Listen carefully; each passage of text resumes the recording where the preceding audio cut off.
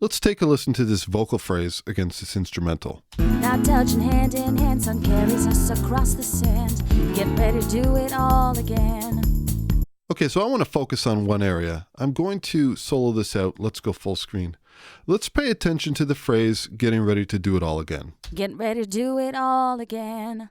Let's say I wanted to make some changes to this last word in terms of its timing. I'm going to select the warp tool and I'm going to hold down shift and I'm going to drop a warp marker before and after.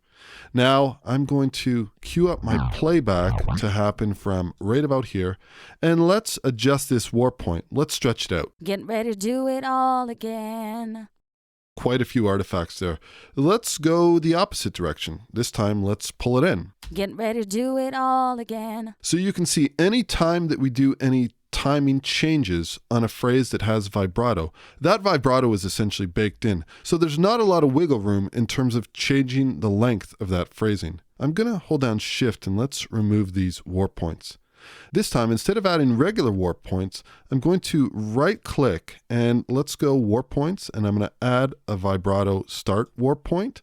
And let's go over here. I'm going to right click, and this time I'm going to add a vibrato end warp point. So now notice we have this warp point that has a purple in the top and it's a regular warp point in the bottom.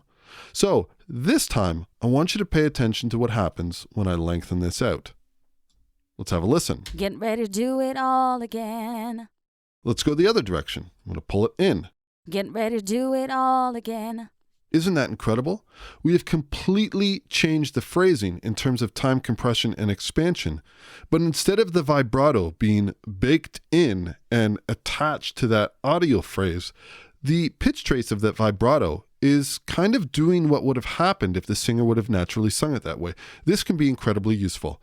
Let me undo this and let's actually go back the other way because I want to show you how we can actually make this sound even more transparent. Let's have a quick listen. Get ready to do it all again. So we've got quite a lot happening there. I'm going to switch over to the regular selector tool. Now what I can do is I'm going to select all of these and maybe I'll start off by decreasing the amplitude. And then another thing that I could do is I'm going to hold down Alt or Option and let me just bring this down. I'm going to actually join this up so that it's one phrase now, and I could drag in these pitch blocks if I wanted to change where the average pitch center is. Let's tune this and see what happens. Ready to do it all again.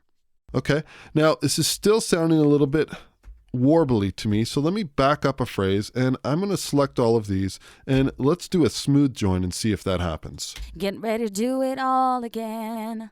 We're almost there. I might just increase this a little bit. We'll smooth join this and let's put this in context of the track. Cross the sand, get ready to do it all again.